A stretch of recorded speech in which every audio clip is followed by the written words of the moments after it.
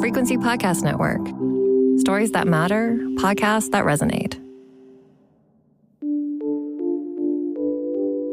I'm pretty sure the first time I really understood the concept of unemployment was when cod fishing was shut down in Newfoundland in 1992. 30,000 people lost their jobs when that happened. Entire communities disappeared. To me, as a preteen, that was unfathomable. In the years that followed, so many of the stories that came out of the province were about the ravaged economy left behind. How people were adapting and coping and evolving, or, more often, simply leaving the province to find work elsewhere. But either way, fishing cod was banned, and it was no secret that if it was ever to be allowed again off the coast of Newfoundland, it would not happen for decades. But it has been decades. And now here we are. It's a small increase, but historic, says Ottawa, expanding the northern cod fishery that for generations was more than an economic necessity. It was a way of life in Newfoundland and Labrador. It was far from a sure thing that this would ever happen. And even now, there are a lot of people who think it shouldn't. So why did the government allow cod fishing again in Newfoundland? How small is this small increase? Can the current cod population sustain it? And what does this mean for a province that's been known for a long time for the fish it couldn't catch?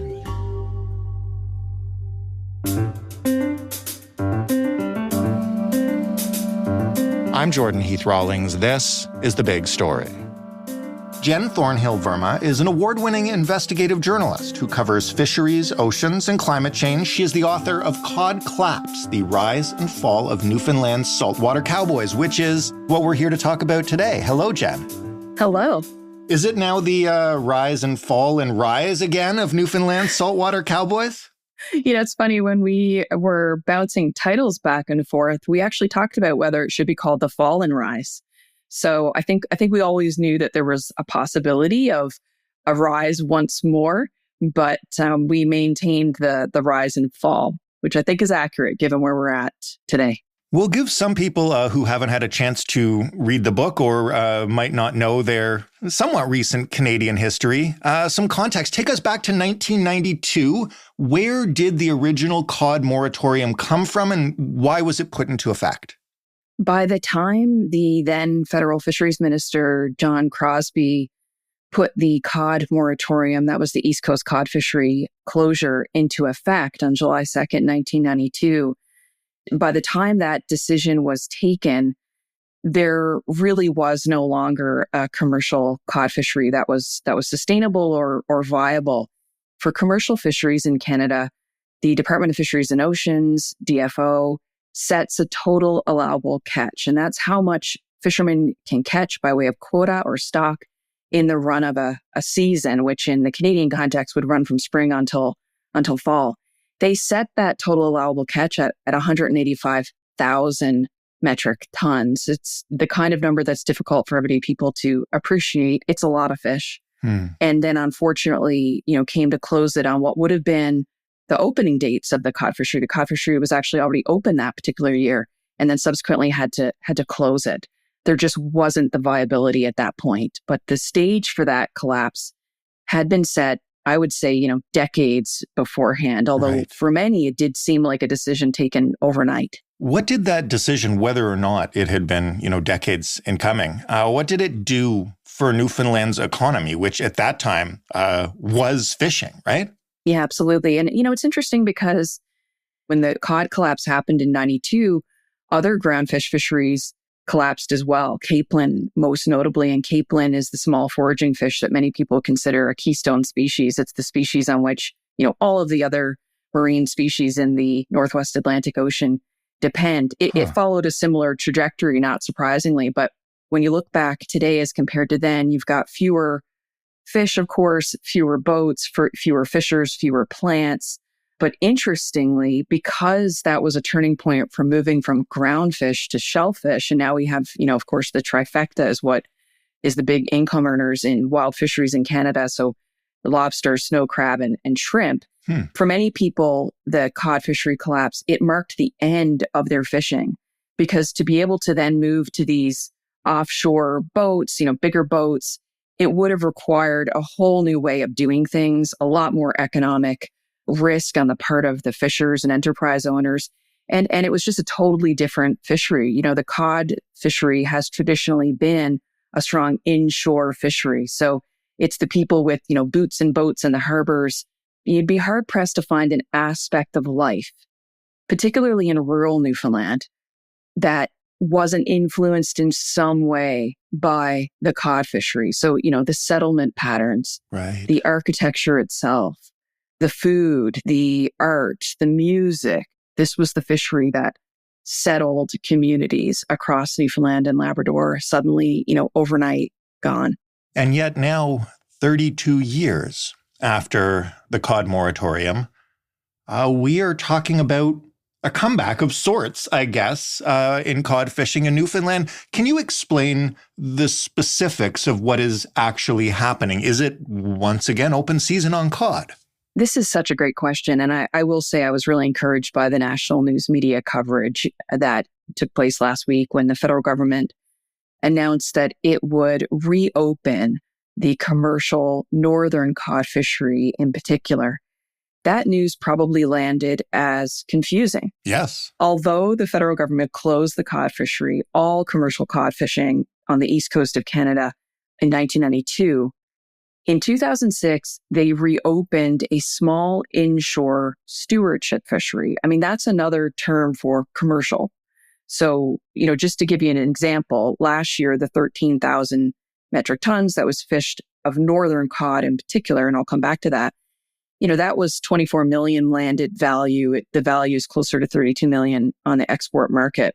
So there was very much still a commercial fishery, but DFO didn't call it that. They called it an inshore stewardship fishery. So it had rules and measures similar to a commercial fishery, but for example, there isn't a total allowable catch. They make decisions on quota by the harvest decision rule. I mean, it's semantics. In 2006, they also reopened the recreational, or what locals prefer to call a food fishery.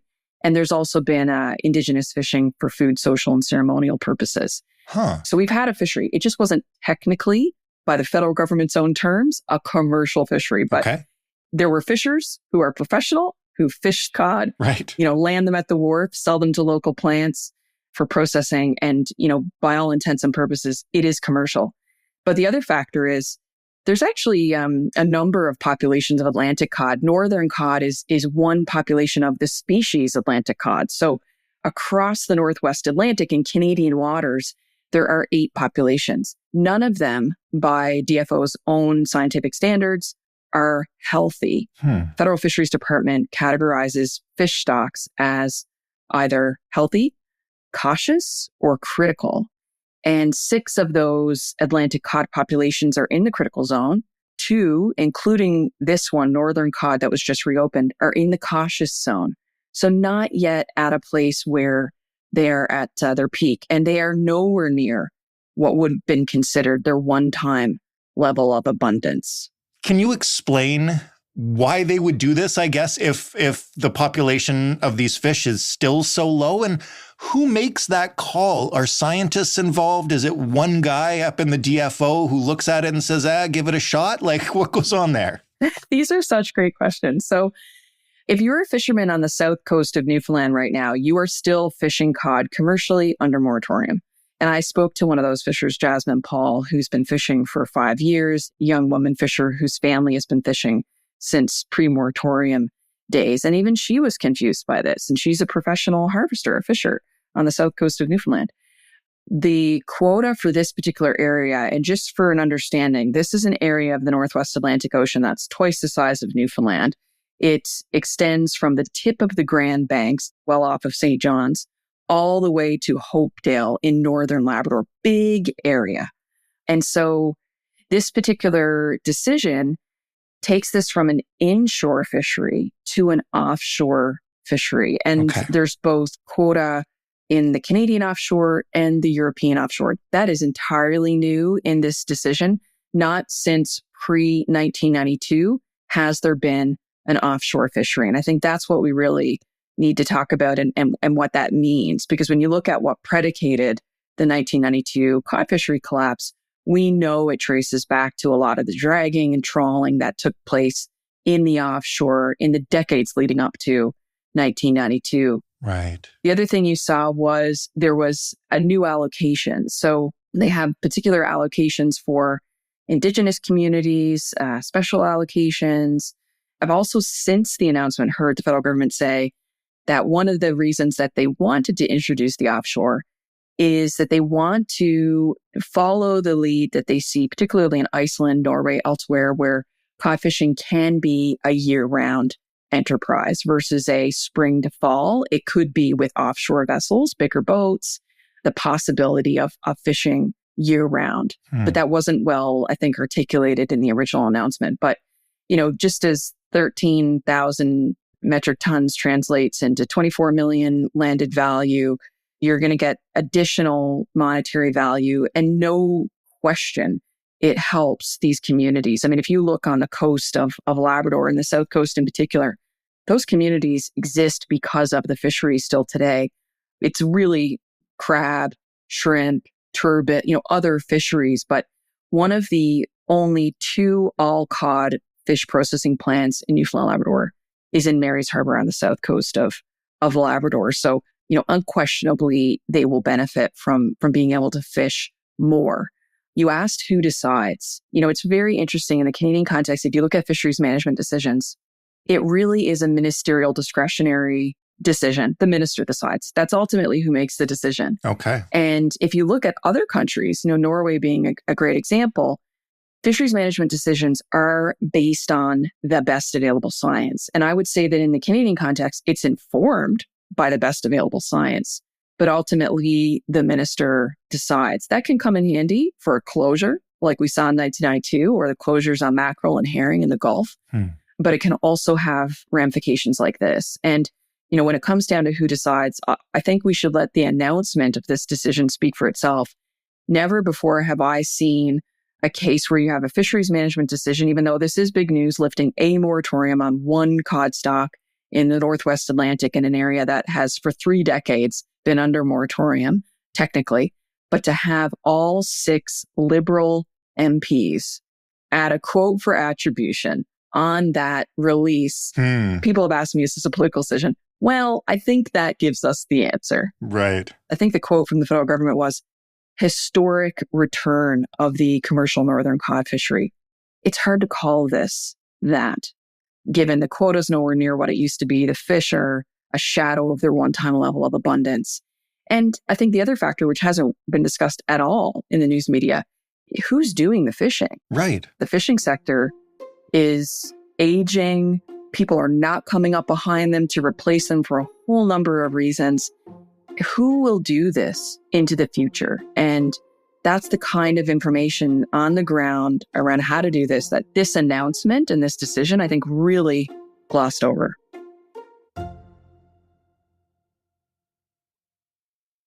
You mentioned that at the very least, the minister would be informed by the best available science.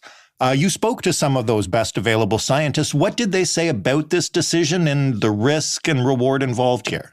So thank goodness for the scientists doing the work, because they left us a lot of nuggets, and particularly in their March stock assessment.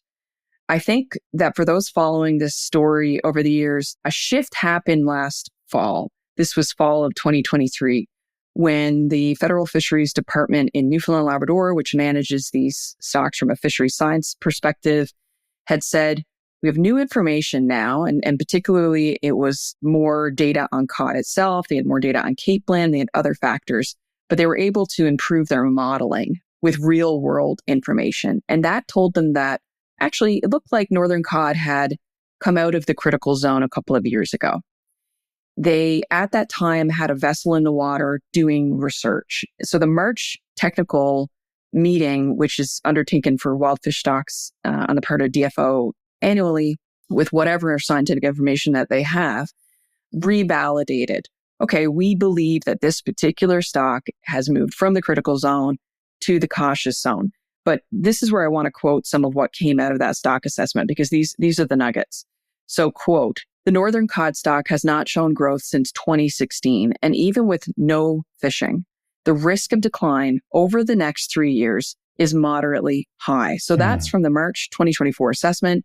It's prepared by a group called the Canadian Science Advisory Secretariat, and they're a national body. They oversee the scientific peer review and provision of science advice that informs fisheries managers. They don't make the decisions, but they inform them. They even went further. So they said that increased fishing removals increases the risk of the stock declining back into the critical zone. And they gave probabilities around that. They said that if there's no fishing at all, there's still a 42% chance, based on the best available science, that this cautious stock is moving right back into the red zone. And if they doubled fishing removals from current levels, then it's a 52% chance it's going back into the critical zone. So the fisheries management decision, it did not double it, but many would say that the fishing levels already were too high. And the reason they say that is because, you know, the models are only as good as the information that you put into them. And so these particular models, they still don't include information on cod's primary predators like seals. So they're trying to work that into future models. And we know there's millions upon millions of harp seals alone in this region that are left unchecked. So clearly they must be having some kind of a role. And the other factor is climate change. Right. We know waters are warming. Previous science has showed that in some areas that has actually helped the cod come back to a certain degree, interestingly, but to what point? So scientists themselves have said they just don't have all of the information factored in. Are there criteria for possibly shutting this down again if the stocks start to recede, as the scientists seem to have predicted they will? Like, what comes after this? If the stock does dip back into the critical zone, that brings into play a number of requirements. You know, in 2019, there were provisions taken to the Fisheries Act. That's one of Canada's oldest pieces of legislation. And until then, it wasn't in the legislation that the Fisheries and Oceans Canada was responsible for building back critically depleted fisheries, if you can believe that. It wasn't part of the mandate. Now, they were doing it, but finally, the legislation had caught up to require DFO to build back critically depleted stocks. One of the ways that they were required to do that was to create rebuilding plans.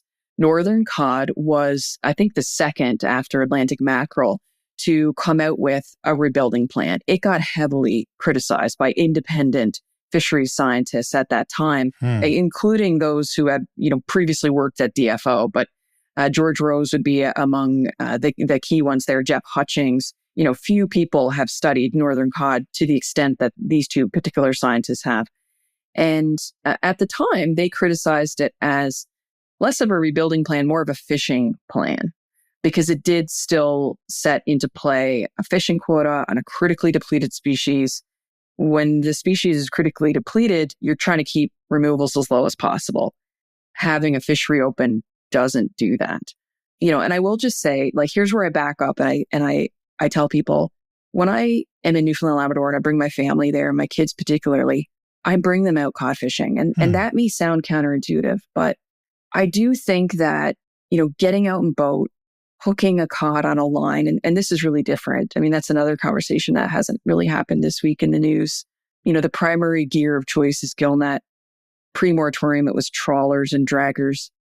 But when I take my kids fishing, we're baiting a hook with Cape Blend, we're dropping a line, you're waiting for the fish to bite.